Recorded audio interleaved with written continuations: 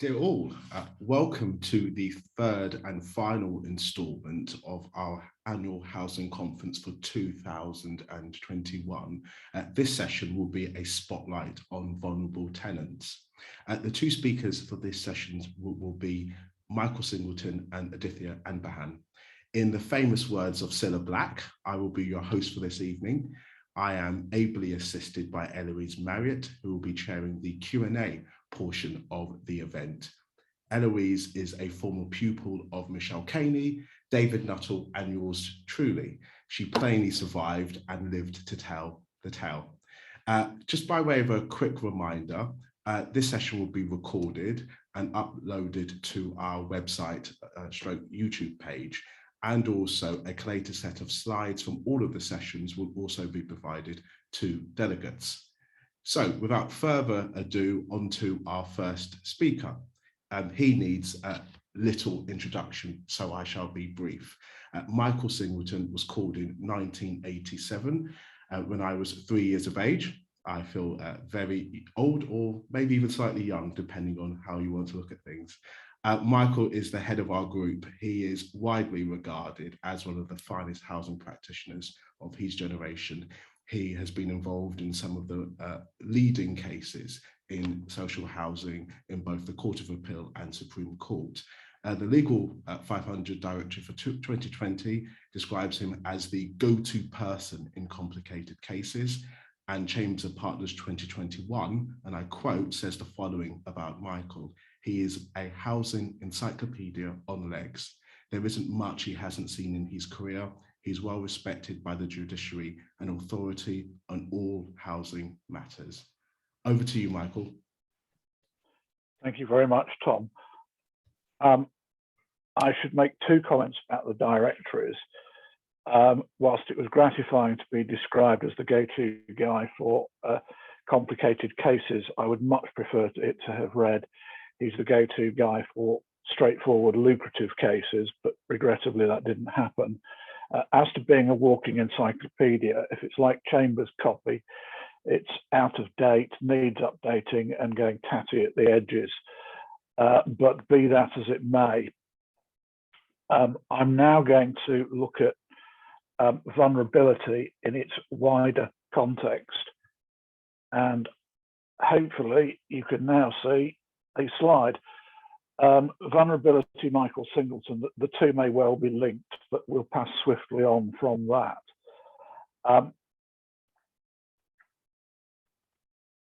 Technological issue, yeah, right. Vulnerability is one of those terms, a bit like back pain or cancer, which can cover a variety of conditions which bear not the slightest relationship to each other. Aadhithya's presentation is going to deal with some quite specific aspects of vulnerability.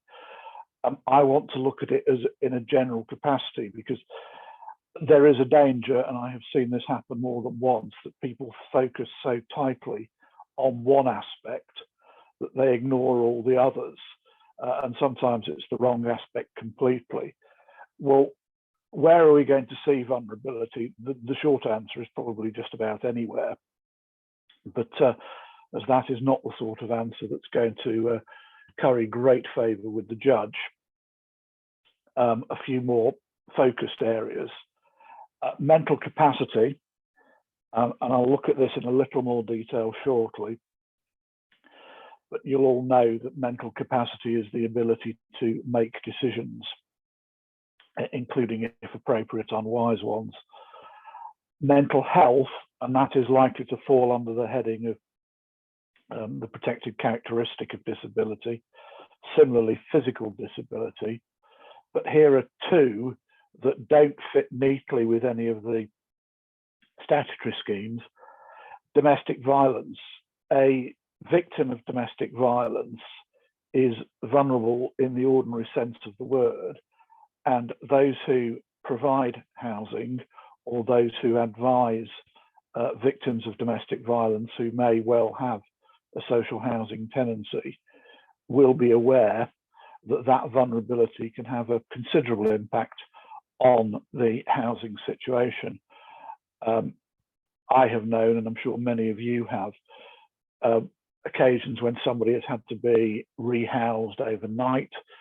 Steps have had to be taken to ensure that they can't be traced and their location can be protected. Economic inequality is perhaps a bit more abstruse, but think about it for a moment. Most social housing tenants are not particularly wealthy and particularly economically advantaged. Given the incredible shortage of social housing these days, you're not going to get onto anybody's list anywhere near the top banding if you're in regular work in a good job.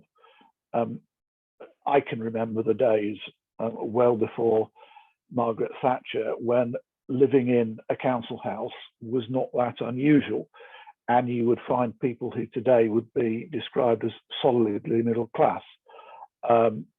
Police officers, up to sergeant or occasional inspector rank, local authority workers, academics. I can remember a friend of a friend who was a university lecturer and lived in a council house, and nobody thought that was particularly odd. But given where the economy is now and given where the availability of social housing is now, you're going to find the economically disadvantaged. That has a number of consequences, but they are very much more likely, I should say, than the general run of the population to suffer from economic equality. That will have a lot of effects. It will limit their range of choices in many areas. So moving on, what's the likely effects of general vulnerability? Firstly, poor decision making. Somebody who is in, let's put it tactfully, an awkward situation is going to want to make that situation stable and better in short order. They may not weigh options as carefully as somebody not in that situation. They may well do things that on a little reflection they might not wish to have done. Loan sharking is perhaps a classic. One doesn't see people with suitcases full of tenors wandering around the wealthy areas of cities unless they've just hit somebody with a cosh and taken it off them. But you will find that on estates, people may agree to ruinous loans, and that of course may affect their ability to pay their rent, and also may well affect their ability to tell the landlord why they are not paying the rent. An inability to cope. If it seems like the world is out to get you, and it quite possibly may be, or at least some of it, your violent former partner, again, you don't think things through carefully. Now, somebody by now is muttering, doesn't this fall under the heading of the bleeding obvious, to quote Basil Fawlty? The answer is yes, but we tend not to look at these things in a housing sphere. If perhaps you are looking to advise somebody on separating from a partner, or getting out of, or setting aside a loan, or taking the matter up with the local trading standards, maybe yes, but do bear in mind in many social housing situations, vulnerable people are not just those who fit within the pigeonholes. And then this is probably one that does go across all the range: isolation from formal or informal support. Most people are ashamed to admit they can't cope. They are reluctant to admit they need assistance. That has a number of effects. They don't seek the assistance in the first place. And when it's offered, they may well pretend everything is fine, they're experiencing no difficulties, and they don't need any help from the community mental health team. Thank you very much. The stigma is considerably greater with mental health. I'm not going to rehearse why, but it's a sad fact. And secondly, people who are addicts of controlled drugs, alcohol, when they are not high or drunk, may well be ashamed of that condition, or commonly take the view, this isn't a problem because I can manage it. So, and then finally, intimidation. People who are vulnerable in any sense of the word are more likely to be intimidated, victimized by others. And just ahead of that, you'll see probably the most prevalent one in the social housing sphere, cuckooing. I'm sure everybody knows what cuckooing is, but it's just to put it simply, it's when less than present individuals identify somebody who is vulnerable. They will very often move into their property, confine the victim to a single room. Perhaps there's some rent paid by a supply of drugs or a bit, half a bottle of scotch every now and then, but they then take over the property, hold noisy parties, use it for the distribution of drugs. The risk there being, of course, that the tenant who's being kept in the back room and given a couple of rocks every now and then is at risk of losing their tenancy. That shouldn't have happened. Now, mental capacity. I can remember before the Mental Capacity Act, when there was a very simple test as to capacity. Did you have it or didn't you? If you or somebody else did have mental capacity, that was the end of the story. You could sign contracts, engage in litigation, make decisions. The mental capacity in part picked up on a developing strain of common law decisions that capacity was issue specific, and whilst eminently more sensible for reasons I will move on to in a moment, it was a damn sight more inconvenient for the legal profession, because whilst your client might or might not be competent, that was the only test you had to address. But if somebody has capacity to instruct a solicitor, but doesn't have capacity to understand the impact of a medical report, you've got a mixture. Running a tenancy, somebody may well have the capacity to make the day-to-day decisions, like, do I bake beans or do I pay the rent, and what will happen if I don't? But they may not fully understand housing litigation. So you do have to be quite careful when addressing capacity. Just because somebody ticks one box, they're perfectly capable of going down to the shops, buying a loaf of bread, bringing it home, sticking it in the toaster, making beans on toast. They may very well not be capable of understanding what the kind man who came into their house and said, "Oh, you've got dreadful damp, just sign these forms, would you?" And bringing a disrepair claim. So now it is issue specific. You pretty much have to address whatever decision is under consideration.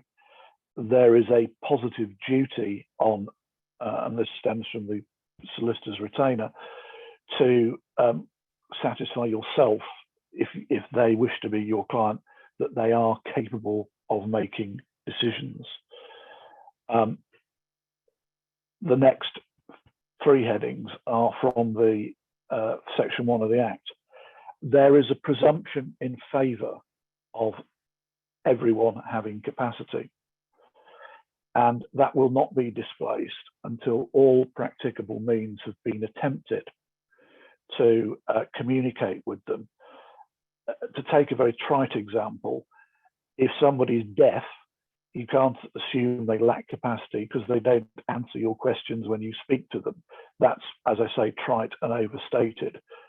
But some people with learning difficulties will communicate in specific ways. You'll have seen the Macatan system and boards in action, I hope. And even if somebody is not the man on the Clapham omnibus but has difficulties with day-to-day life, that doesn't mean they lack capacity. It may be appropriate to have somebody explain it to them. Somebody they trust, ideally, or somebody skilled in communicating with a particular disability. Just because somebody wishes to make or does make an unwise decision does not mean they lack capacity. Viewed objectively and statistically, deciding to smoke, consume alcohol, or support Leeds United are all unwise decisions. I'm guilty of 2 of those and I don't smoke. But it doesn't mean I lack capacity despite the suspicions of the judiciary. And at the foot of the slide, issue specific, that's the point I was making earlier. You have to look at each aspect of any decision where somebody may be vulnerable. Picking up on that, well, what is the issue as to capacity? And in an ASB case, if somebody doesn't understand that a particular activity, such as a love of playing Motorhead at 3 in the morning, is going to disturb the neighbours, that's an issue you've got to address. If they really lack capacity, then are you going to, do they have an attorney? Should a deputy be appointed for them? And sticking with litigation, and this isn't on the slide, so pay attention, do they require a litigation friend? Probably the most difficult situation you will encounter when addressing capacity is fluctuating capacity. Many mental health conditions are not a linear and progressive decline. People get better for a while, people get worse. Bipolar disorder illustrates the point rather well, but it's not the only one by a long chalk. In the hyper or manic phase, somebody may well have capacity, not so much firing on 4 cylinders, but firing on 8 when they've only got 4. In the depressive phase, they may well not be able to get out of bed, not because they have a physical impairment, but simply because the effect of the condition is so overwhelming. So where you have a fluctuating capacity issue, try to address the person's health at the time their particular decision or piece of behaviour took place. These are factors to look at when addressing mental health. The nature and the extent of the problem. It's widely assumed, and I have to say generally by lay individuals, not the legal profession, but tenants with problems, that mental capacity is a bit of a get out of jail free card. Quite literally and when you're making a contempt application. It isn't. The fact that you have a mental condition is neither here nor there, because in order for a disability to exist, the behaviour complained of that may form that may be subject to discriminatory conduct has to arise in consequence of the disability. If the behaviour complained of is simply thumping anybody who wears a red shirt, it will have little to do with a failure to pay the rent. But you will hear, and again, it tends to be litigants in person saying, but I have got, and then the name of their condition. Is it actually a disability within the meaning of the Act? Look at Section 6, look at Schedule 1. How long has it been in place? Is it likely to continue? If so, for how long? What's the prognosis? Will they get better? Can they get better? Insight. Insight's quite important because if a judge has to reach a decision on whether or not the landlord's conduct is non-discriminatory because it can be justified, a tenant who knows he should not be doing something but takes no steps to control it is likely, or more likely I should say, to be found to or rather the landlord, is likely to be more likely to be able to justify their conduct. If, however, the tenant has absolutely no control, then clearly that's also relevant. Treatment and control, as we probably know, bipolar can often be treated by pharmaceutical intervention, lithium being the classic one. Lithium has some unpleasant side effects and isn't suitable for everybody. But many other conditions can be controlled or at least moderated. What is the individual's attitude to a suggested course of treatment? Has it been tried before? Have they stuck to it? Well, what are the effects of a mental health condition? Is the behaviour complained of related to mental health? And it doesn't have to be caused by, but related to. You know, if it may well be a good reason for not paying your rent, or at least an understandable matter that has to be taken account of. If you dislike people with beards, and the rent collector who calls, or the since we don't have rent collectors these days, the representative of the landlord who comes round to see what's happened has a beard and gets punched in the face. Now, there's clearly been a failure to engage, but it's in part related to the mental condition, not because they don't understand that rent should be paid, but because they don't like people with beards. Other tenants or neighbours. This is sometimes overlooked, but quite important, particularly with people with mental health problems. They will often be in specialist accommodation, which may well not be sheltered in the general term, but may be partly sheltered. There may be an on-site warden, and what's more, many of the other residents may well have similar conditions. The impact there, and everybody's vulnerable, is going to be far greater with some forms of behaviour.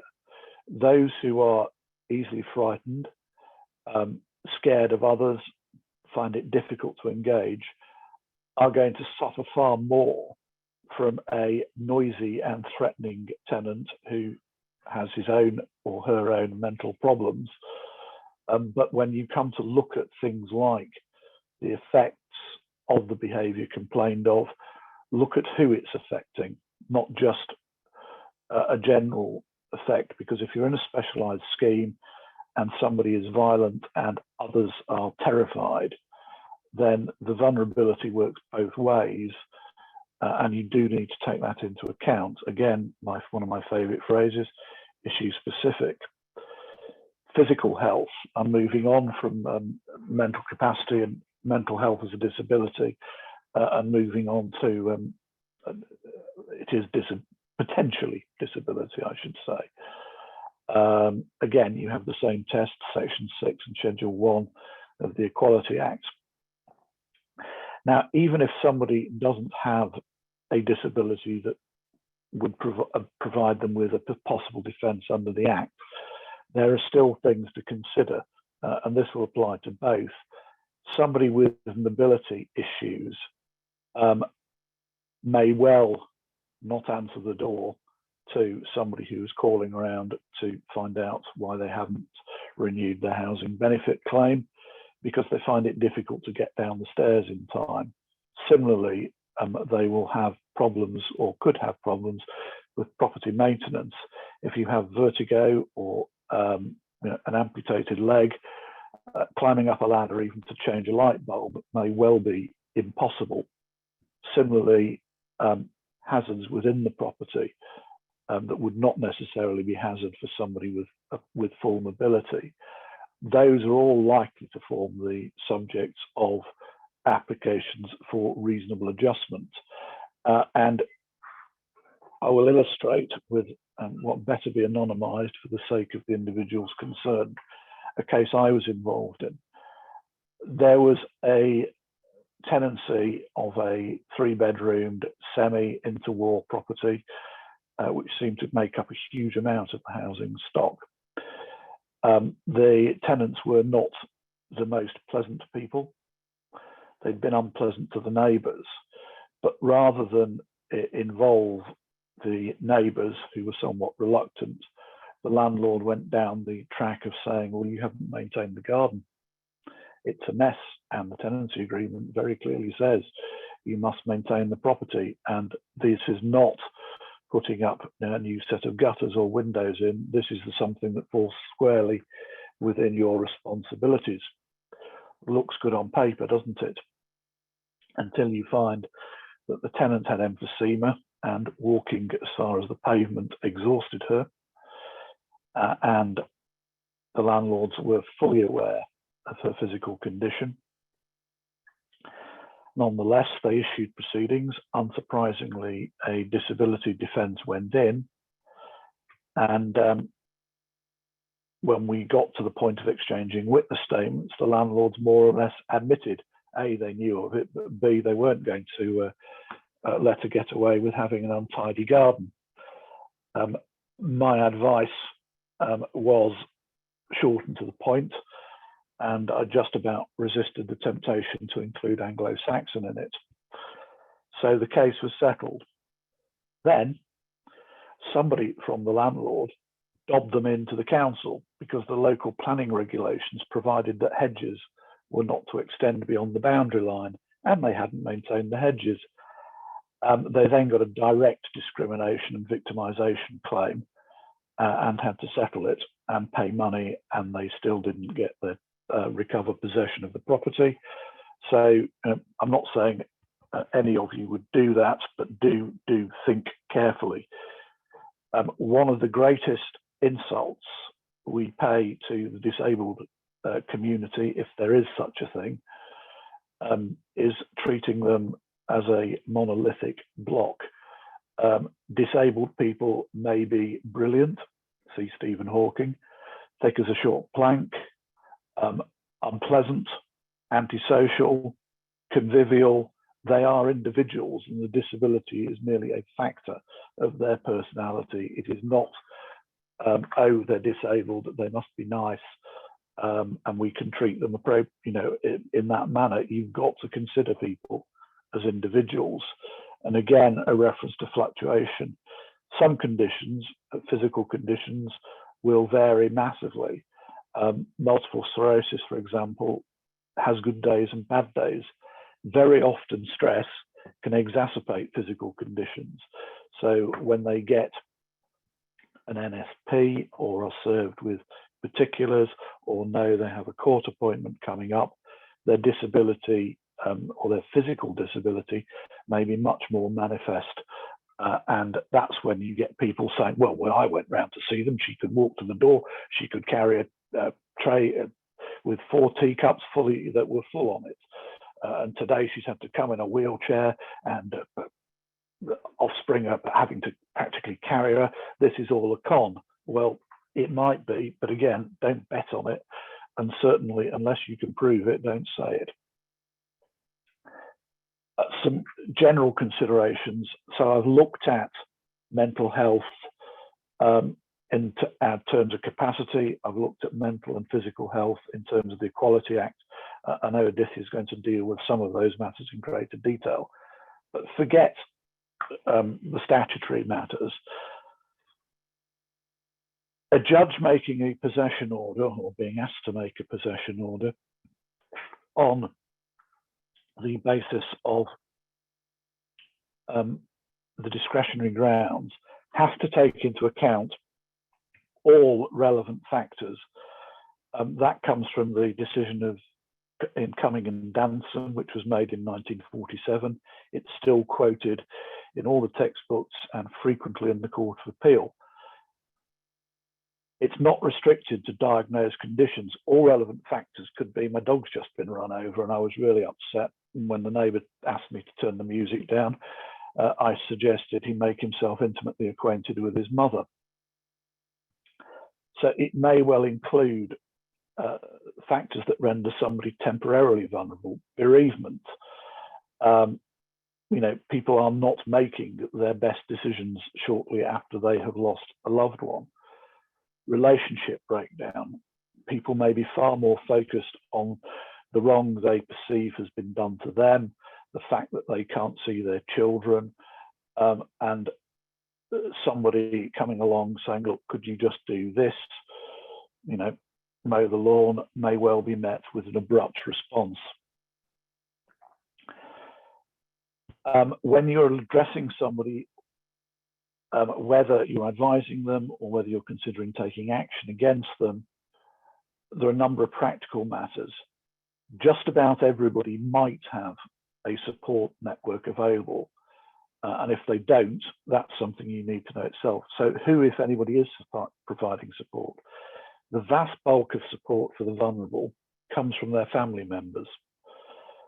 Friends, I put genuine friends there in brackets, because the people who take over your house and pour whiskey down your throat and give you a few rocks of crack cocaine are not your friends.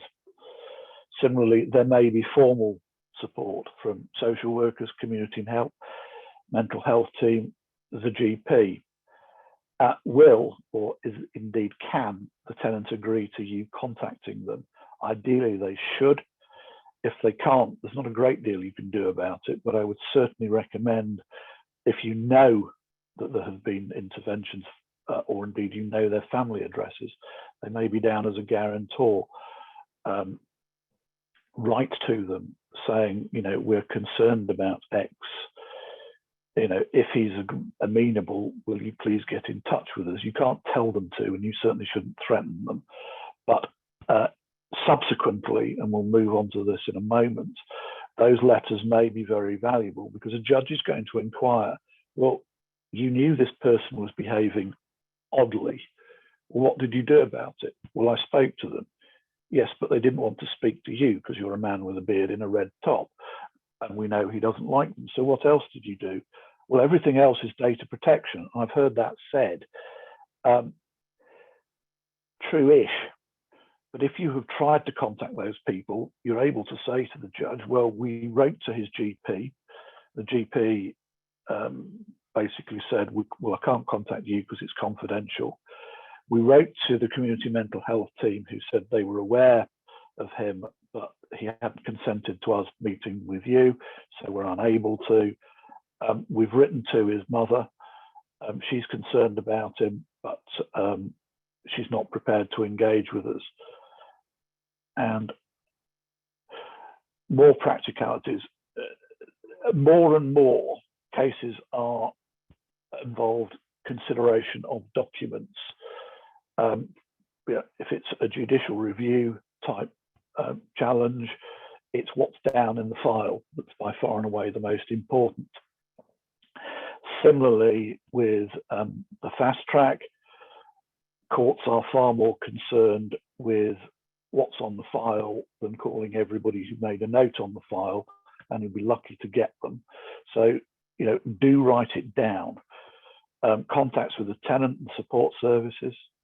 The police, you may ultimately get to the point of having a multi-agency meeting, but if it's antisocial behaviour, or indeed if somebody has been detained under, is it section 136 of the Mental Health Act, for their own safety, you know, the police will have taken them to a police station, or they may have been arrested because they were wandering around half naked, throwing stones at people. It's important that you record those contacts. The last bullet point under the first heading is something I covered under the previous slide. Make the inquiries. I know that the next one is an irritant to many providers, particularly if they are not local authorities and do not have social services. They're not the NHS, so don't have necessarily have Care Act and mental health responsibilities. But judges will always say, well, why isn't there alternatives for this person? It's obvious they are ill. You know, why haven't you got a specialist? You know, why haven't you got a unit for them? To which the answer is probably, well, we're not the local authority. We are a general needs provider, not a specialist provider. And we don't have anywhere suitable. Strangely enough, 3 bedrooms bungalows in flower-filled fields 5 miles from anywhere and not exactly what make up our stock. Has a Care Act assessment been requested? Again, it's important to know, and if it has, what's the answer? And if, as is often the case, there hasn't been an answer yet, has somebody sent a protocol letter under the judicial review protocol? I have half an eye on the time and I'm winding up swiftly. More practicalities. Section 149, assessments, that's the Equality Act for those of you not from local authorities, although most of you should behave as if you are public bodies, because if you don't, you run the risk of the judge treating you as one anyway and finding it almost impossible to challenge, unless you want to pay for me and somebody else to take them out of the Supreme Court to try and overturn the Weaver decision, which is now nearly 20 years old. With any assessment, whether it's the Equality Act or not, avoid the formulaic. 50 years ago, if you were stopped for drink driving, there was no intoximeter, there was no prescribed limit. It was whether or not the policeman thought you were incapable and could satisfy the court that you were incapable. And all police statements used to say, his eyes were glazed, his breath smelled strongly of alcohol, and he was unsteady on his feet. Nobody was ever stopped for drink driving who didn't tick those boxes. Judges, and in those days juries as well in the 60s, just got wise to it. And one of the most lethal questions I ever heard of, and I wasn't practicing in the 60s, was, officer, you say this man's eyes were glazed. What do you mean? Did they have little pieces of glass in front of them? No, he'd just learnt the formula. He didn't know what it meant. Case dismissed. So don't just trot out trite phrases. And whilst there's nothing wrong with tick boxes on an equality assessment form, you know, have you consulted the individual's relatives? Have you consulted the police, social services? Yes, no, tick boxes are fine. But when it comes to if not, why not? Or why are you satisfied it's appropriate to disclose, try to avoid the trite phrase, because it just looks like you've turned them out on the photocopier. When you are first making contact with somebody who may be vulnerable, be very careful how you question them. No directed and closed questions. You want open questions. If they appear to be anxious, obvious thing to do, check, do they want somebody they trust to sit in with them? Do they have somebody of that nature? When they've had previous dealings with you, has something along those lines been done? And my final comment is the police surgeon. This is unfair in isolation to GPs who do fulfill that role, but I've seen this more times than I care to remember.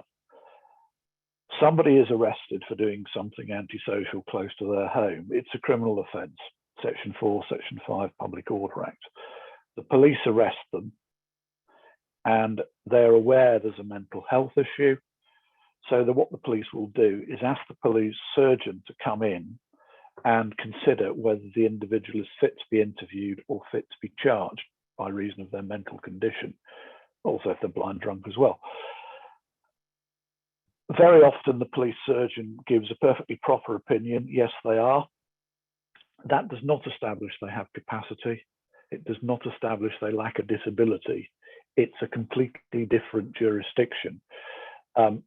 There are plenty of people who lack capacity who are in prison rather than mental health hospitals or subject to hospital orders. Don't read that across. And I have seen it so many times. Well, we didn't inquire as to whether he was vulnerable because the police surgeon had said he was fit to be interviewed. Different thing. It's rather like saying, you know, we didn't ask if he understood the Quran because he could read Arabic. Well, one's a theological question, one's a question of linguistics. So I hope that's given you an overarching view of where disability, vulnerability may arise, and hopefully provided some cautionary notes as to simply thinking it's just one thing rather than several. It may be transient, it may not tick a statutory box, it may not be subject to a statutory regime, but it may be very relevant somewhere. So thank you, and I'll hand you back to Tom. Thank you, Michael. Vintage Singleton, if you don't mind me saying. Thank you so much. Our next speaker is one of our rising stars. Aadhithya Anbahan was called in 2015, and she is already noted in Chambers and Partners and Legal 500. She's described as approachable, personable, and friendly, and she's a thorough advocate who provides robust advice. Clients love her. Over to you, Aadhithya. Thank you, Tom. Hi, everyone. Let me just get screen sharing before I launch off and hope the technology works with me. Brilliant. I think that's good. Thank you for that incredibly kind introduction, Tom. I feel like that's probably going to be the highlight of the next 45 minutes. So if you're expecting anything deeply personable or engaging, I might not be able to deliver quite to the degree that Tom has set me up to. But hello to everyone who has kindly joined us today. I see that there are over 100 of you currently online, and hopefully I won't scare too many of you away. I'm Aadhithya, as Tom had said, and to those of you I haven't met yet, I hope that now we're starting to return a bit more to normal, or some semblance of normal, that I'll be seeing a lot more of you hopefully next year in person at this event, as we've done for so long, and certainly over the course of instructions and various other social events that I hope will be kicking up again. So as you'll probably see from the screen that's in front of you, I'm going to be discussing in the last presentation of our three-piece, six-session housing conference seminar online, the Equality Act 2010. Those of you who know me know it's been a bit of a pet project of mine over the last few years in delivering training on this. So what I'll be aiming to do today is look at developments and updates that apply to housing law. And as Michael pointed out, probably doing a bit more of a deep dive into specific issues, but there will be some overlap, and actually Michael's general principles on vulnerability and these issues will certainly help me cut through some of the chaff in getting the more focused stuff that I was planning on dealing with. Ooh, sorry, technology issues. I apparently have to manually click through each slide. So the areas to be covered, as on your screen, we'll be looking at a reintroduction to the Equality Act, the disability definition, discrimination under Section 15 of the Equality Act, and the public sector equality duty, or PSED, under Section 149 of the Equality Act. We'll be looking at the case law updates and analysis of Luton Community Housing and Durdana, and also Taylor and Slough Borough Council, both quite recent 2020 decisions dealing with equality issues, assessments, and the PSED in particular. Be looking at completing Equality Act assessments and a checklist in compliance with those duties, and what ought to be expected to be within those assessments when completing them, both in relation to discrimination, direct discrimination, and indirect discrimination, such as the public sector equality duty. I'll also be discussing the pre-action protocol in relation to possession claims on mandatory grounds, the compliance with those provisions in light of the Equality Act, and vulnerabilities as might be identified on behalf of tenants. Let's get launched in. A brief introduction to the Equality Act. Sometimes when we're thinking about vulnerabilities and disability in particular, and the Equality Act, it's worth reflecting rather on it being another hoop to jump through if you're a social housing landlord, or a defence that may always be engaged in an attempt to secure some further benefit to a tenant, to look at the initial and original point and purpose and objective of the Act. Its intent is to reduce socio-economic inequality. And as Michael pointed out very early in his presentation, there is a certain set of characteristics that accord themselves to individuals who engage with social housing in the current age we live in, where there is such a minimal amount of such social housing. It becomes imperative that many people who access it are limited in some manner that relates to their socio-economic status. The Equality Act makes it unlawful to discriminate against someone on the grounds of any of the following characteristics: age, disability, gender reassignment, marriage or civil partnership, pregnancy and maternity, race, religion or belief, sex, gender, and sexual orientation. And they're often referred to as the protected characteristics. Predominantly in dealing with this sort of work and in housing provision, disability is the one that tends to become incredibly relevant. And that's the one I'll certainly be focusing on, although all the points Michael pointed out in considering general vulnerability should very much be kept in mind. There are 4 types of treatment that the Equality Act envisages in protecting against or creating duties and obligations to ensure that these 4 types of treatment do not take place, or are, if they do take place, justified in law. They are harassment, victimization, direct discrimination, and indirect discrimination. For the purposes of housing allocation, certainly, there are only 2 of them that you will likely need to be familiar with: direct and indirect discrimination. The concept of direct discrimination is treating a person worse than another person because of a protected characteristic. For example, that would be preferring an individual's account over another when one individual suffers from a mental condition that makes their memory or affects their memory or is dementic, perhaps. It's a direct treatment that arises from a causal link with that condition.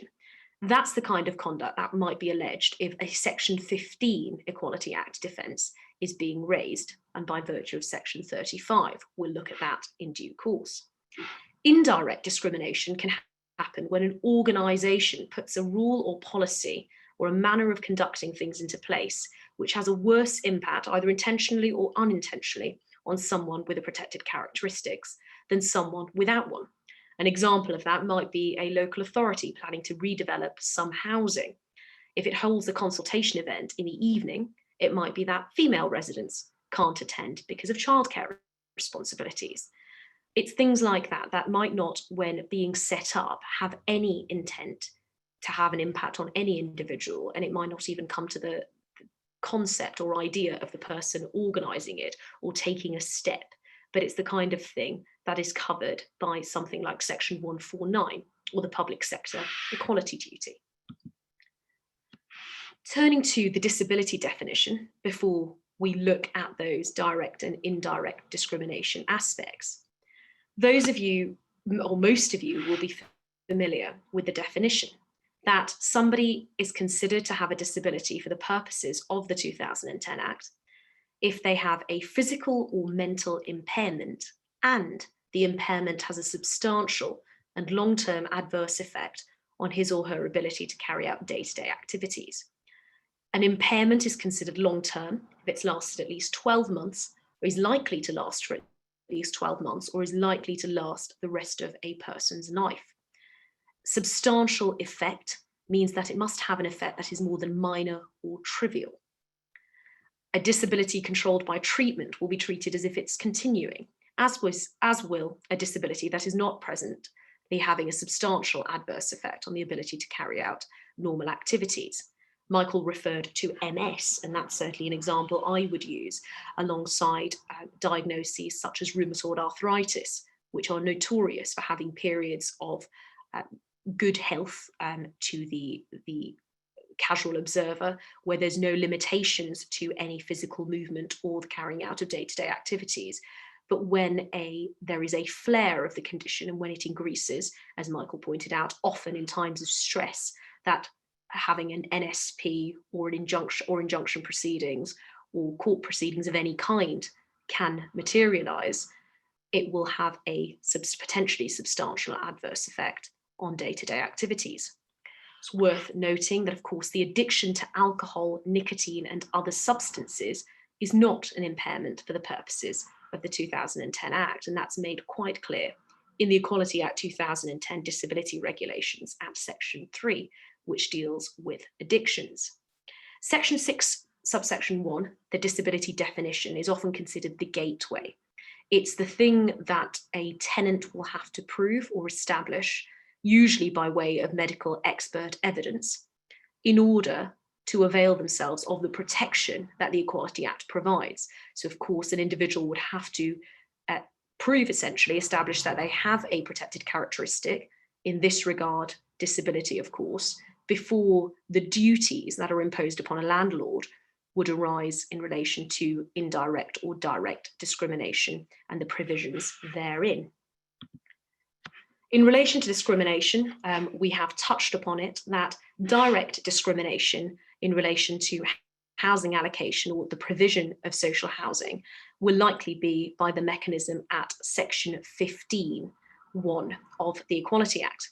That's where a person is considered to discriminate against another person, a disabled person, if the first person, A, treats the disabled person, B, unfavourably because of something arising in consequence of B's disability, and A cannot show that the treatment is a proportionate means of achieving a legitimate aim. Section 15, subsection 2 states that subsection 1 does not apply if A shows that A did not know and could not reasonably have been expected to know that B had a disability. And it's in fact section 15, subsection 2, where what Michael was saying about often making those inquiries, even if doctors won't return your inquiries and say there's GDPR issues and privacy matters, making those inquiries will potentially allow a landlord to state that they could not reasonably have been expected to know that the tenant had a disability. And the alternative, if a landlord has failed to make those type of inquiries and ascertain any or follow up on any potential vulnerabilities, then that defence is pretty much lost to them. Section 15 is brought into effect by virtue of section 35 of the Equality Act, essentially which states that a person who manages a premises must not discriminate against a person who occupies the premises. And one of the ways in which they must not discriminate is by evicting the person who occupies the premises or taking any steps for the purpose of securing the occupier's eviction. Alternatively, they may discriminate by subjecting the occupier to any other detriment. It's relevant to possession proceedings and prohibits discrimination by way of attempting to secure eviction. Similarly, section 35(1)(c), which is subjecting the occupier to any other detriment, may be considered to relate to injunction proceedings. If the injunction was only to enforce the tenancy terms, it's perhaps arguable that there is no other detriment arising, where only the enforcement of contractual terms are sought. But in an attempt to exclude from an area or ensure certain behaviour that goes beyond the scope of the tenancy, it is likely that there is a detriment being subjected, or the occupier is being subjected to a detriment, which then engages the potential direct discrimination under section 15.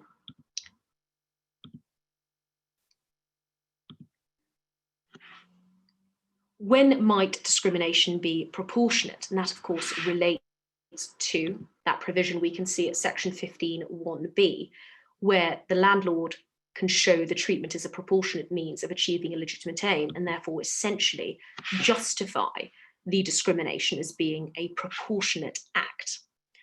For a landlord to demonstrate that its decision to discriminate, in most situations that will be to evict, is based on something arising from a disability, is proportionate, it must show that no less drastic action could have been taken.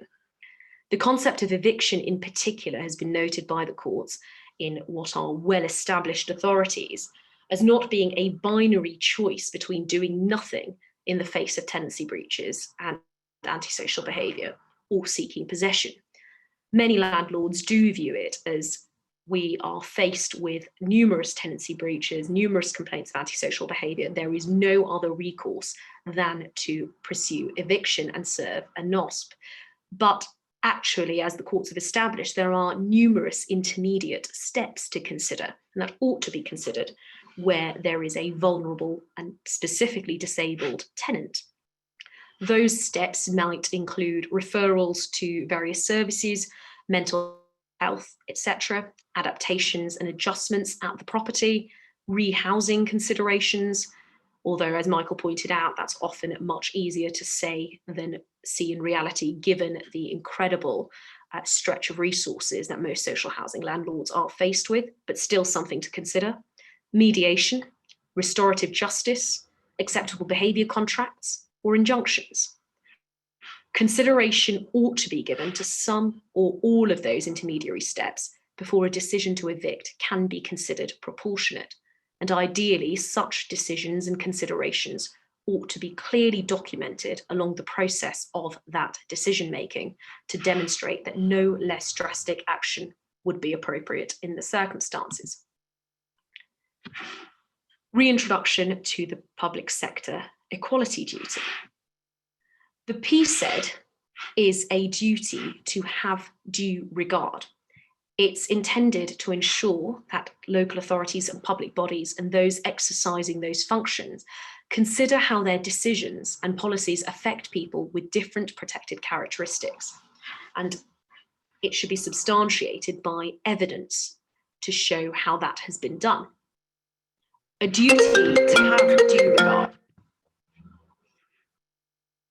is to have due regard to the equality objectives. Those are a series of objectives set out within the provisions at section 149 of the Equality Act. They can be summarised as set out on that slide. Removing or minimising disadvantages suffered by a disabled person. Taking steps to meet the needs of a disabled person. Encouraging the disabled person to participate in public life or any other activity, acknowledging that meeting the needs of disabled persons can differ, fostering good relations, tackling prejudice, fostering understanding, acknowledging that potential favourable treatment might have to be employed.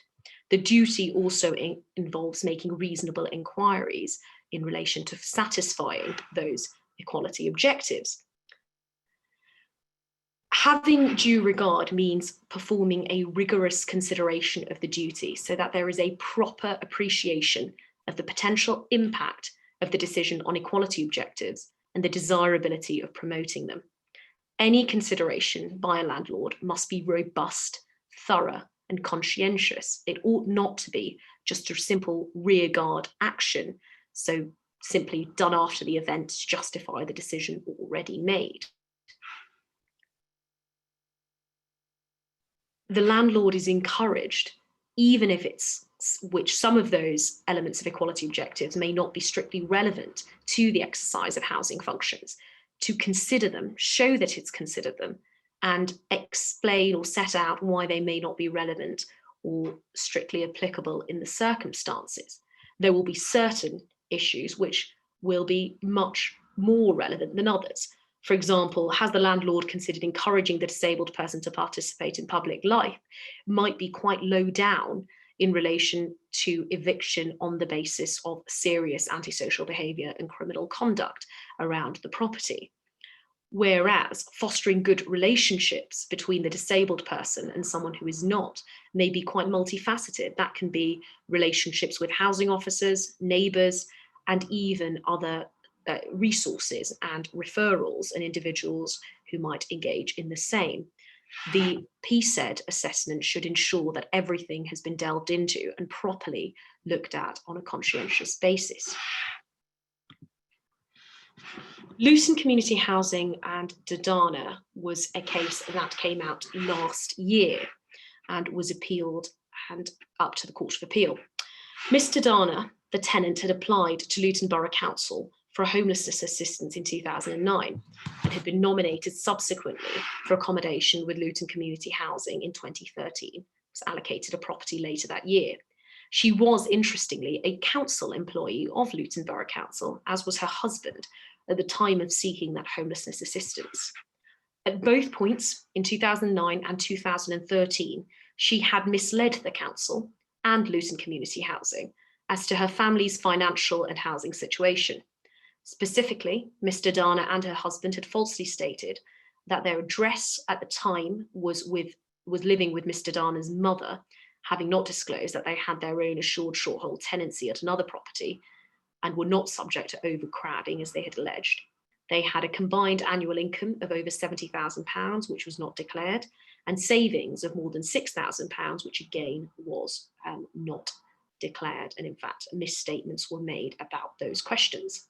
In 2017, Ms. Durdana accepted a caution for 3 dishonesty offences relating to the false statements provided to the council on the application form. Her husband pleaded guilty to the offence of providing false information in order to obtain housing at Luton Crown Court the same year. In May 2017, Luton Community Housing commenced proceedings for possession of the property, relying on discretionary ground 17 based on the false statements that were made. Miss Durdana's 3-year-old daughter suffered from cerebral palsy, and it was common ground that she herself suffered from PTSD associated with the birth. Luton Community Housing had not been made aware of this before issuing proceedings, or certainly expressed to the court that they had not been aware of it. After those issues were raised in Miss Durdana's defence that was filed during proceedings in the court at first instance, Luton Community Housing attempted to comply with their public sector equality duty by conducting an Equality Act review, which was a 2-page document prepared by a housing officer on the 20th of September 2018, so some time after the decision to evict had been made. At trial, on the first instance, Miss Wilson, the housing officer, explained that she had prepared the document after consulting a solicitor who told her what to look at. She had no previous experience of dealing with Equality Act assessments and did not know what the Section 149 provisions were or what the PSED was intended to comprise of. She had not previously considered the PSED in relation to these proceedings. At first instance, Her Honour Judge Bloom accepted that the tenant, Ms. Durdana, had misled Luton Community Housing and that the ground for possession was made out. However, she found that Luton Community Housing had not complied with the PSED at the time of making the decision to serve the NOSP, and that the claim must be dismissed on that basis. She was not satisfied that it was, in her words, inevitable that Luton Community Housing would have come to the same decision in relation to the possession proceedings if they had carried out a full assessment. It's quite important that the test she applied was one of whether it was inevitable that the same decision would have been reached, because of course that was the primary subject of appeal. The issues on appeal were whether the assessment carried out by Luton Community Housing was sufficient to discharge the statutory duty under Section 149, and if not, whether the judge should nevertheless have granted possession on the basis that it was highly likely, as opposed to inevitable, that Luton would have decided to continue with the possession proceedings, even if they had complied with the PSED. The appeal was allowed. The court did not accept that Luton Community Housing had complied with the public sector equality duty. In fact, it also held that the judge at first instance had applied the wrong test. The test was that whether the same decision was highly likely, not inevitable, if the Community Housing Association of Luton had conducted the PSED at the appropriate time or at all. That just reinforces the previous tests and really the previous law on these issues, that a judge can conduct their own analysis even at trial and conclude that it is highly likely, even in the absence of a proper PSED or any real consideration having been previously given to the issue, that if the landlord had conducted such an assessment, the outcome would have been the same, and that would have been to pursue possession.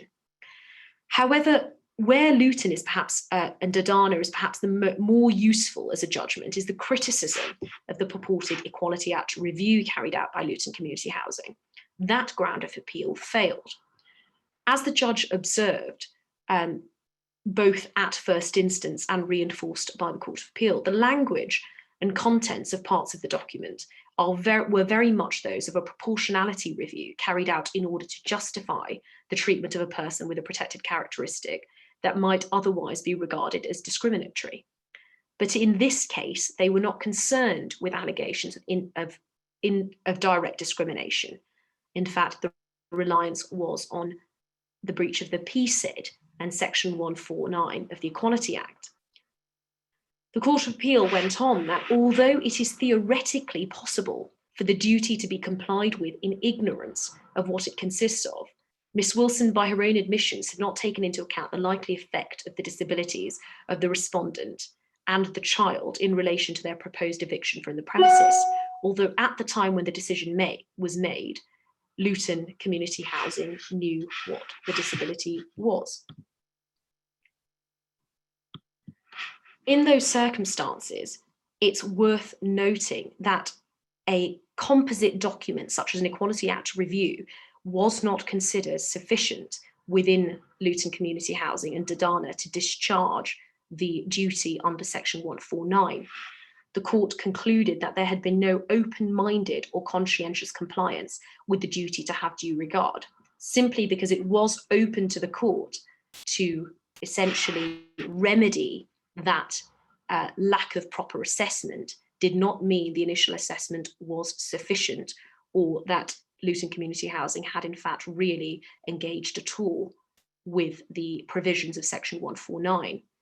And essentially the takeaway from that is it's not enough for landlords to do proportionality assessments alone without consideration of Section 149. And also housing officers on the ground really ought to be familiar with the provisions of Section 149 and the public sector equality duty. Taylor and Slough Borough Council, also of last year, is another public sector equality duty based decision. Perhaps it's a more straightforward one in many ways, and an outcome is what would have been anticipated by most of us who are familiar with the recent case law that surrounds compliance with Section 149. Miss Taylor had been granted an introductory tenancy of the property by Slough Borough Council in January 2009. It became a secure tenancy the following year. In November 2011, she was diagnosed with bipolar disorder. The council was aware of that from January 2012, a few months later, following an interview conducted with one of its housing officers and Miss Taylor. Following a variety of antisocial behaviour issues, mostly regarding the property being used as a cuckoo's nest or drug den, Reading Magistrates Court made a closure order for 3 months in January 2018 on the property. An NSP was served the same day. 2.5 months later, an Equality Act assessment was conducted on an incorrect premise that Miss Taylor did not suffer from any disability. The housing officer conducting the assessment was not aware of the bipolar disorder diagnosis, but the council as a whole were. On the 23rd of March 2018, council commenced possession proceedings against Miss Taylor under Section 84A. The closure order was extended. She returned to the property on the 2nd of July after the extension, provided undertakings to the council a few days later regarding the ASB, but unfortunately that behaviour returned and continued with her return to the property. A rent-based NOS was subsequently also served, and all the proceedings eventually listed together. Miss Taylor was able to obtain representation, and following the filing of her defence, a psychiatric report was obtained where a diagnosis of emotionally unstable personality disorder was made. At first instance, following a trial on the 24th of May 2019, Her Honour Judge Clark, dealing with the other defences which weren't strictly relevant to the appeal, concluded that in relation to Miss Taylor's PCED-based defence, and it was only the PCED that was raised, not direct discrimination under Section 15, Her Honour Judge Clark noted that although it was accepted that the housing officer had been unaware of the diagnosis of bipolar disorder at the time she produced her March 2018 assessment, once she and her manager became aware of the diagnosis in June 2018, from that time they treated Miss Taylor as having a protected characteristic and gave due regard to the PSED in making decisions thereon. Her Honour Judge Clark referred to the fact that once aware of the diagnosis, Miss Hamilton that's the housing officer, had made inquiries of 2 agencies providing mental health support relating to the questions she would ask if she had been carrying out an Equality Act assessment for the purposes of Section 149. From that, Her Honour Judge Clark was able to conclude that the housing officer had intended to carry out a further formal Equality Act assessment, although she did not in fact do so. However, the judge satisfied herself on balance that the housing officer was aware of her public sector equality duty in carrying out the initial impact assessment that was apparent from the original documentation. The housing officer carried out the initial Equality Act assessment based on her knowledge at the time, but in fact that knowledge was wrong, as would have been apparent from further investigations of the information held by the council. It was apparent to the housing officer by June 2018 that her knowledge of the defendant's mental health was wrong and that she potentially did have diagnoses, the effect of which amounted to a disability. The housing officer took her public sector equality duty seriously and was aware of the fact that it was a continuing duty by seeking to make inquiries to carry out a further assessment in light of the knowledge she then had. The housing officer did exercise the public sector equality duty in substance and with rigour by asking specific questions and seeking information from the various agencies that the defendant had engaged with, namely Turning Point and the Common Entry, as to what specific implications an eviction would have on this defendant given her particular vulnerabilities. As such, the judge was satisfied on the basis of all the evidence that the council had taken very seriously Miss Taylor's vulnerabilities and treated her as disabled and exercised with rigour in substance and with an open mind the duty to have due regard to her disability. The decision was appealed on the basis that a public sector equality duty breach could not be cured thereafter. The appeal was dismissed. The argument that the public sector equality duty cannot be cured was wrong in law. It's well established from a plethora of recent cases, including Patrick and London Quadrant Housing and Forward and Aldwick, that is simply not the case. The court referred to all of those previous authorities and concluded that whilst there was an initial breach by failing to treat Miss Taylor as disabled in March 2018, the subsequent conduct had, on the totality of evidence, amounted to compliance. It should be noted that this is a case where unusually there was an absence of a further written assessment, but that was not considered fatal to compliance being remedied after the event.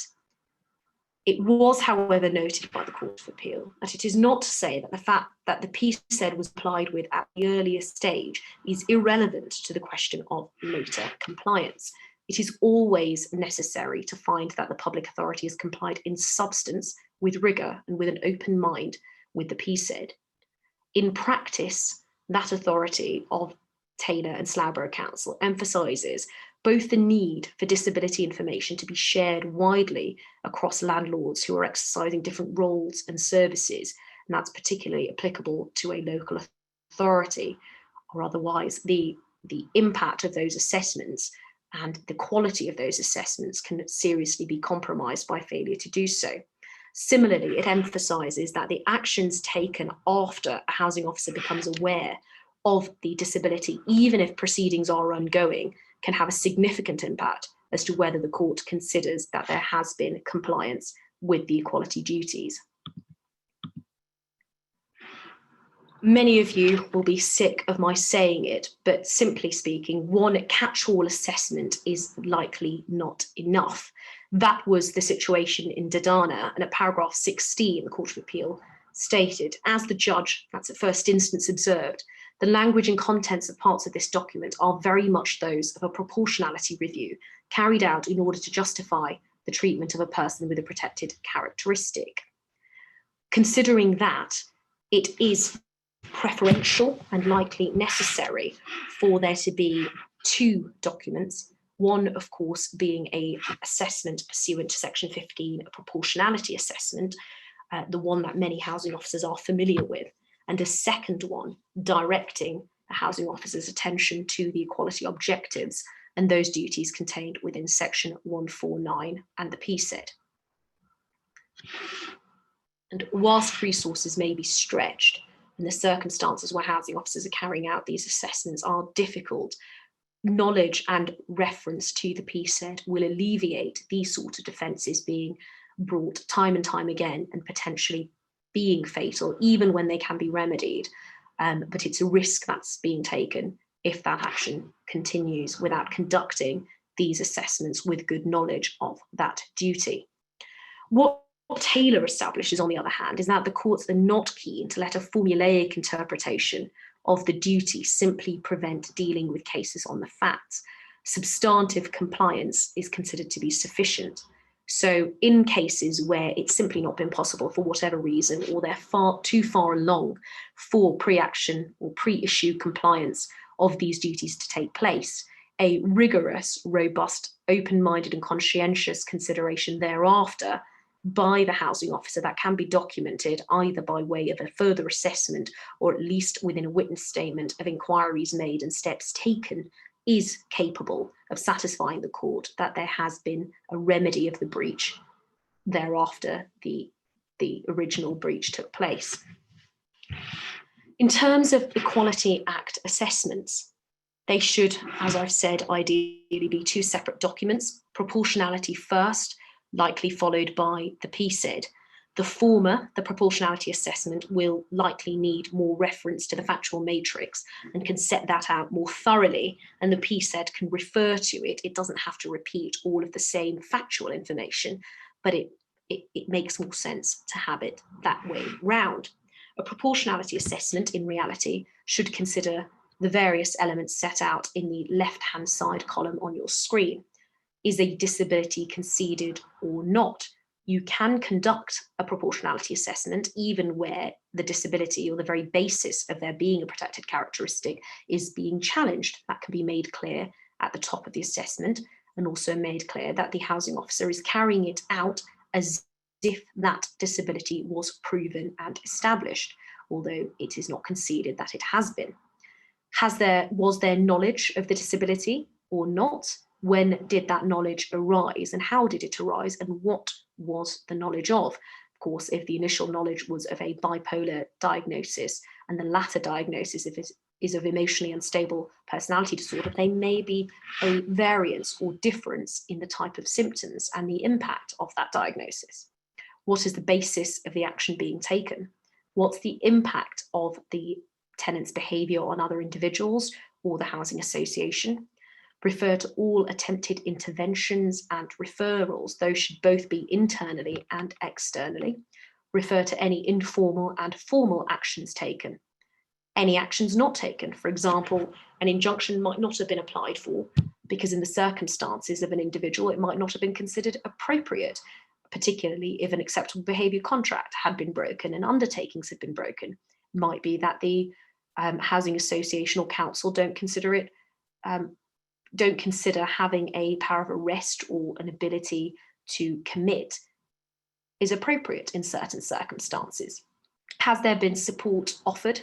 Has it been received? What's been the effect of it? Has it been refused? Document when and why. Has rehousing been considered? It ought to be considered even if the answer is obvious, that it simply would be moving a problem from one location to another, or that there are not enough properties available to the landlord. Finally, why does the landlord consider that it is necessary and proportionate to take these steps? In relation to the public sector equality duty, it's worth remembering that unlike the proportionality assessment, the PSED is not a duty to achieve a result, but a duty to have due regard to the need to achieve the results identified within section 149. So the obligation is to ensure that the equality objectives are always being forefront and being pushed forward as an agenda by a landlord. And as long as that is clearly being considered in relation to any decision which is made, the decision itself should not be capable of challenge. The public sector equality duty should reference the nature of having due regard, should establish a clear knowledge of the various equality objectives under section 149, refer to them. It should confirm the considering of each equality objective, and as Michael pointed out, not simply as a tick box exercise, but precisely what actions or steps were taken to further that equality objective in relation to the specific tenancy that that the housing officer is considering. No rearguard action should operate, and it should explain how, even if the disability has only been identified after proceedings have been issued or an NSP served, how a housing officer has gone back to consider their actions and if anything else can be done, and not be afraid to make referrals during proceedings, even if this is post-issue of court proceedings.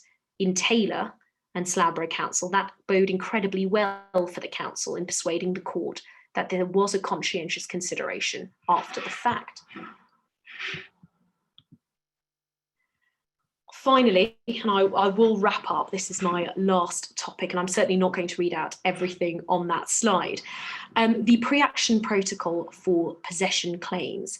The protocol applies in matters where a social housing landlord is applying for commencing a claim for possession proceedings where section 89(1) of the Housing Act 1980 applies. That is in mandatory grounds for possession. Before issuing any such possession claims, a social housing landlord under 3.2 of the protocol is required to do, or should do, a series of actions. The first is to write to the tenants or occupants explaining why it currently intends to seek possession, requiring the occupants to notify the landlord in writing of any personal circumstances or other matters which they wish to have taken into account. Such a letter could accompany any notice to quit or notice seeking possession and would not delay the issue of proceedings necessarily. The landlord should also consider any representations received if they decide to proceed with a claim for possession and give brief decisions for doing so. The social landlord should include within its claim form or any witness statements a schedule stating, firstly, whether it has, by statutory review procedure or otherwise, that would be the letter, invited the defendant to make representations of any personal circumstances or other matters. B, if representations were made, whether and how they were considered and what the outcome was. And C, brief reasons for bringing the proceedings. This has recently, this week, I've been contacted by 2 solicitors who have no issue with me stating this, where cases have come before the court and the courts, the relevant judges, both deputy judges, have taken the step of adjourning proceedings or staying them in order for compliance to take place, that being on mandatory grounds for possession where the defendant has not attended court at the hearing. It's worth considering, as I certainly was of the view, and I know a number of mine solicitors also, that the only sanction for non-compliance with this protocol would have been at the cost stage, as generally expected of most of these pre-action protocols. However, provision 1.5 of the protocol states the court should take into account whether this protocol has been followed when considering what orders to make. The practice direction for pre-action conduct and protocol states the court will take into account non-compliance when giving directions for the management of proceedings, see CPR 3.14 to 6, and when making orders for costs, see CPR 44.35a. Practice direction at clause 15 states that where there has been non-compliance with the pre-action protocol or this practice direction, the court may order that the parties are relieved of their obligation to comply or further comply, or the proceedings are stayed while a particular steps are taken to comply with the pre-action protocol or this practice direction, or I should say, sanctions are to be applied. PD 16 relates to all sanctions being costs.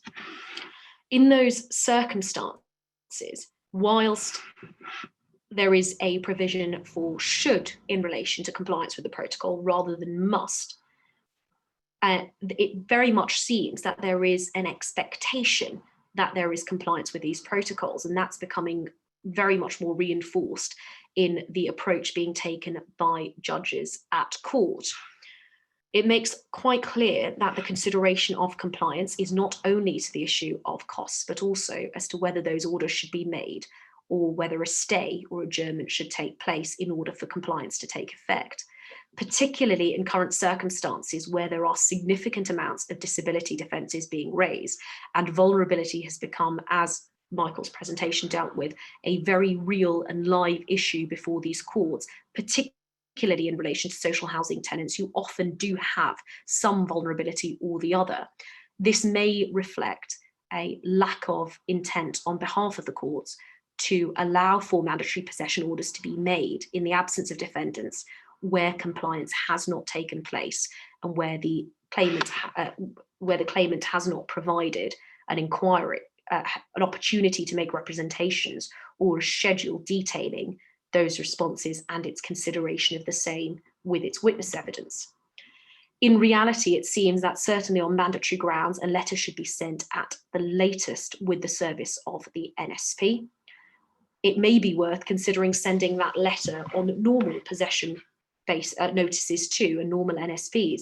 In fact, in relation to potential Equality Act defences, it is an ample opportunity for a defendant tenant to raise any potential circumstances, personal circumstances or health at that stage, which will allow for thorough Equality Act assessments and PSED, both in proportionality and PSED compliance, to be done before court proceedings are issued.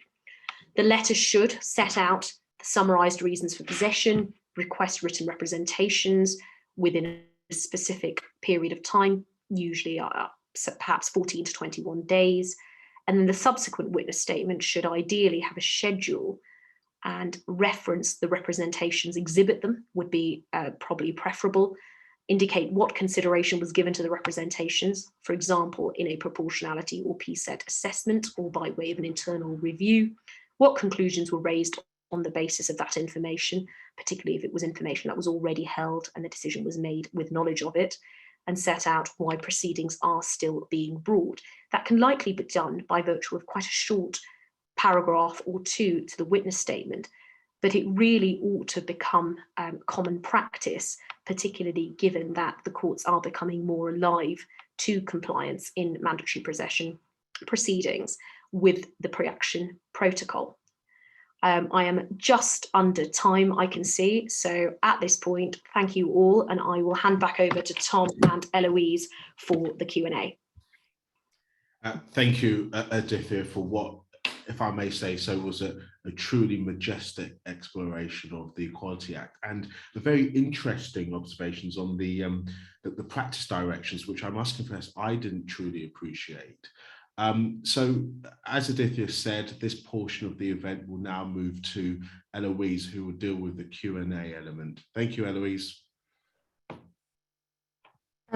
I'm pleased to say that at this stage, those talks were so informative that we haven't got any questions yet. But if anyone does have any questions, then feel free to put those in either the chat or the Q&A. I have a question, if I may. And it's a question for both Aadhithya and Mike, but Aadhithya, I was interested with the development of the Section 149 duty.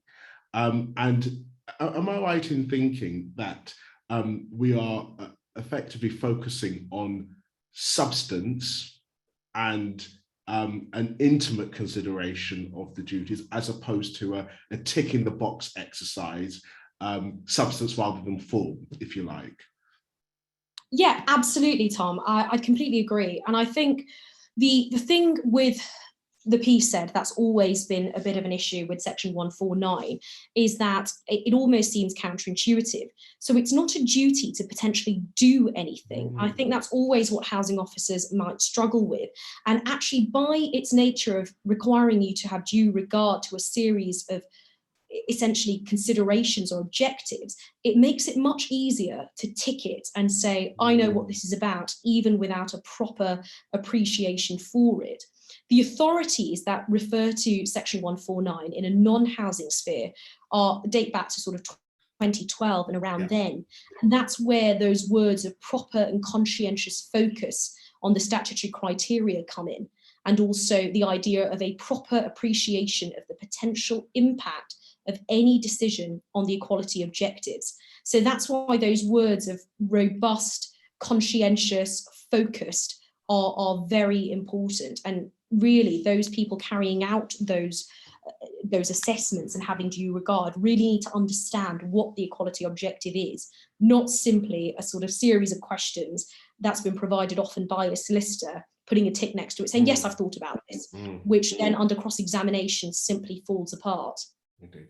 And Michael, this is one for you. I had a recent case where the defendant was found not to have capacity. It was a hoarding case, and very real decisions had to be made about the defendant's occupation of the property and removing items. And the argument raised by the judge, and the other side leapt onto that, was, well, is the housing arena the best place to make decisions in respect of the property? Is it not the court of protection? And the judge adjourned the matter for skeleton arguments to deal with whether or not there should be an adjournment of the housing proceedings generally to allow the court of protection to deal with best interest decisions in respect of the defendant. I know that's a PhD level type question, Mike, but over to you. I have run into this, I should say. Firstly, you need to look at exactly what question somebody is proposing be adjourned to the Court of Protection. They will, if they have that sort of disability and lack of capacity. I mean, presumably it's something like Diogenes syndrome or consequential on dementia. They should have a litigation friend if they lack capacity.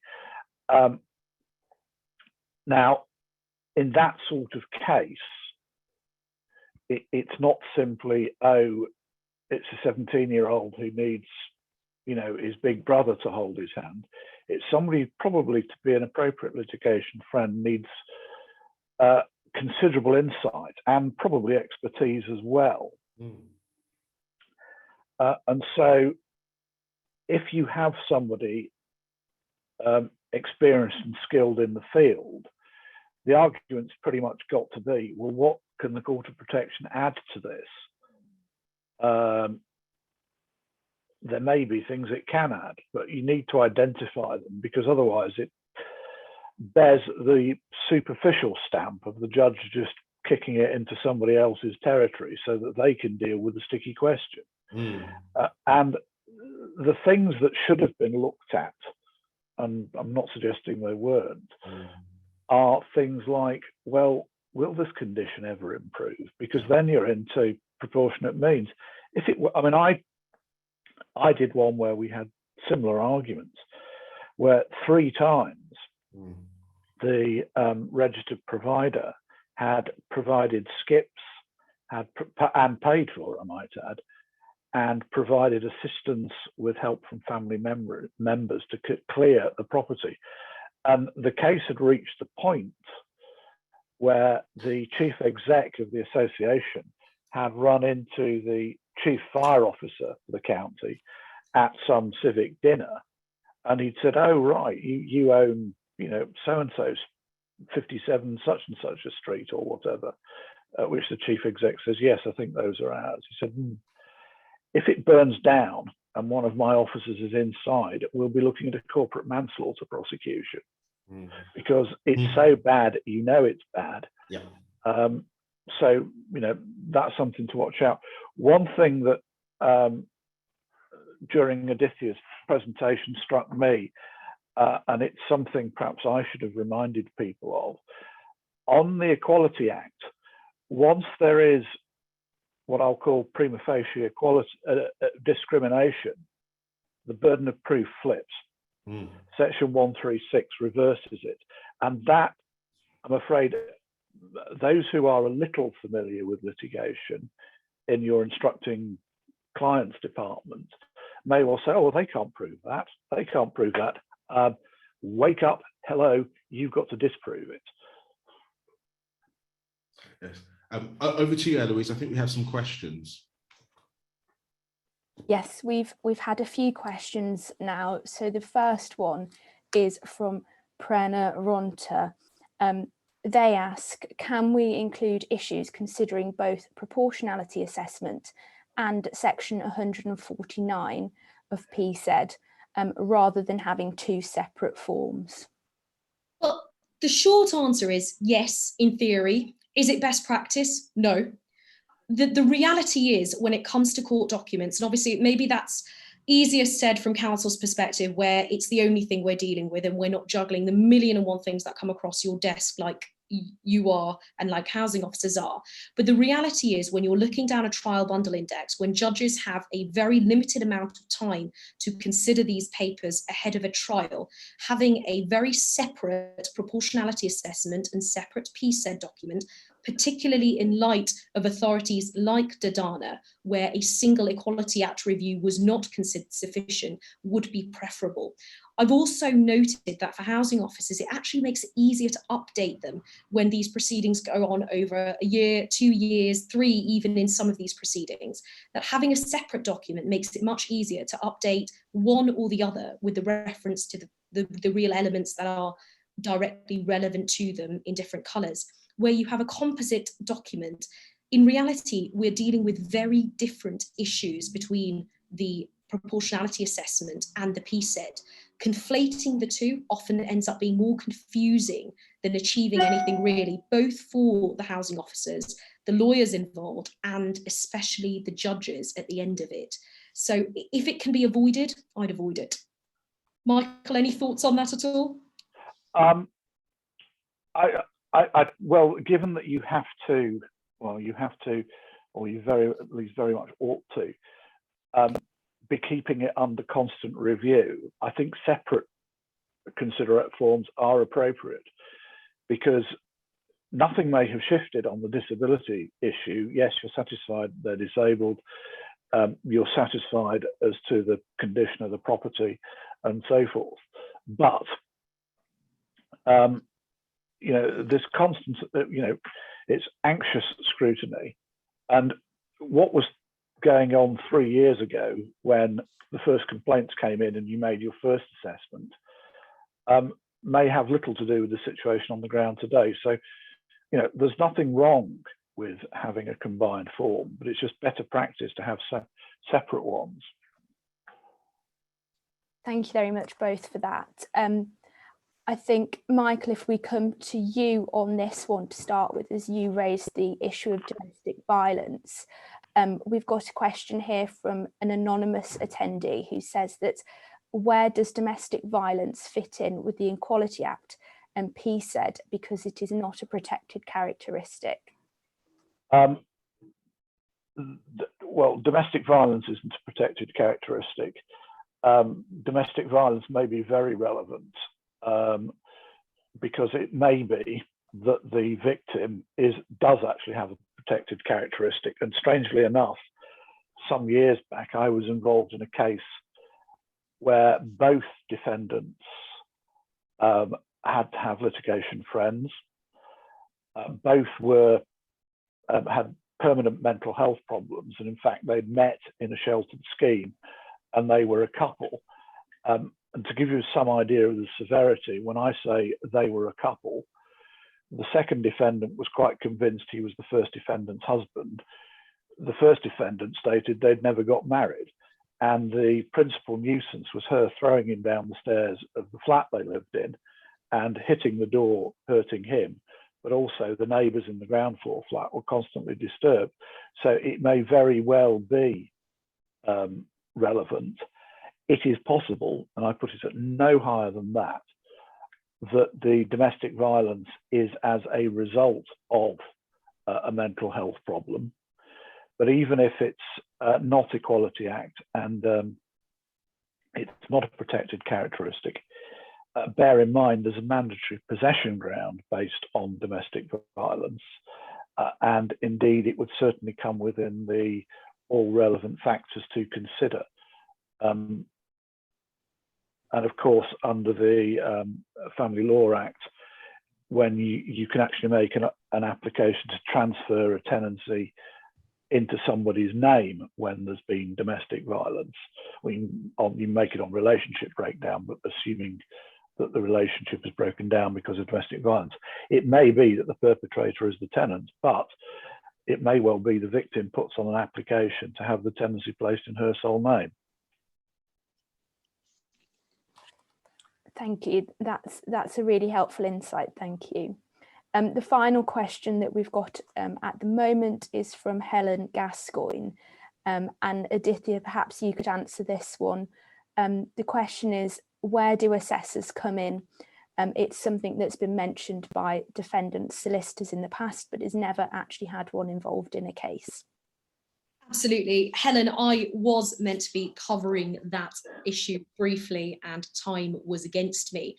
So section 114 subsection 7 of the Equality Act 2010 provides for assessors in proceedings in a claim within subsection 1. The power under section 63(1) of the County Courts Act, appointment of assessors, must be exercised unless the judge is satisfied that there are good reasons for not doing so. However, that provision only applies to parts 3, 4, 6 and 7 of the Equality Act 2010. Section 35, which is the management function and discrimination, falls within part 4. So if section 35 has been pleaded, an assessor must be appointed unless there is good reason for not doing so. However, section 149 does not fall within parts 3, 4, 6 or 7. And therefore, if you have a section 149 PSED based claim alone, their defence alone, then an assessor would not have to be appointed, and there's no provision for a mandatory appointment of an assessor. Section 15, when pleaded, is a little bit more difficult because it's really, section 15 does relate to section 35, but technically if section 15 has been pleaded on its own with no mention of section 35, again, it doesn't fall within the parts where an assessor must be appointed. It's quite hard to overcome the good reason test. It's essentially, good reason isn't that the parties don't want one or they think there's a reason not to want one. If potentially it's a defence pleaded under section 15 with only a throwaway reference to section 35, absent any real particularisation, there might be an argument to say that's a good reason. It's not really one of the parts to which the mandatory assessor provisions apply. I have two trials where we've had assessors appointed, but neither has effectively got to trial yet. They've both been ongoing for about two plus years now. So I haven't had an experience directly of what having an assessor involved in proceedings really impacts. Michael, have you had that pleasure yet? Yes, the last sort of 3 heavy-ish Equality Act trials has had assessors ordered. One of them we managed to settle before it opened, and one of which we settled at half time. So it was a little difficult to see, but there's one on which there's it's not a reserved judgment, it's adjourned basically to allow the defendant to stop hoarding. There are other issues, and it's sub judice, so I'm not going to say much more than that. There, the assessor clearly was quite useful, and the judge concerned, who was a DCJ for his region, said he was very appreciative. The points to remember are, as you've pointed out, the Act says must be appointed, and there's a case in the Court of Appeal, the defendants, I think the Chief Constable of the Metropolitan Police, somebody who lives a quiet and unremarkable life, Commissioner of the Met, and there the Court of Appeal have said, well, actually, it says must, and must means must. And if you look at the Disability Discrimination Act 1995, there it was optional, can be appointed. You need good reason not to when it's engaged. And if you run into an equality trained judge, and you know, no good court should be without one, and certainly most of the larger courts will have probably a DJ and a CJ who've been on the course, if not more. They will pick up on it. I had an experience in a court in a small town called London, a major centre county court for central London, and we got to trial, and the judge said, well, there's no assessor, what are we going to do? He was one of the Equality Act trained judges, and he said, I don't really think it needs one, and I think a good reason is that both the parties are content and you're in front of an Equality Act trained judge. So we got away with, you know, not having to go home and come back again with an assessor. Generally speaking, though, as I say, it's not simply it's a displaceable presumption, but you have to push pretty hard to displace it once it's engaged. I think what assessors add is very much case specific. In some, they won't add very much at all. In others, their insights can be vital. I don't think we've got time for any further questions, so thank you everybody for those questions, and thank you Michael and Aadhithya for those very comprehensive answers. We'll hand back to our host with the most, who's mute. Thank you. Ladies and gentlemen, it falls to me, therefore, to end this session. Thank you again to Michael and Aadhithya and to Eloise, and a special thank you to you all for joining not only this session, but all our previous sessions this year. This has been the St Ives Housing Annual Conference 2021. Thank you all. We'll hopefully see you in person next year. Thank you. Cheerio. Thank you, everyone.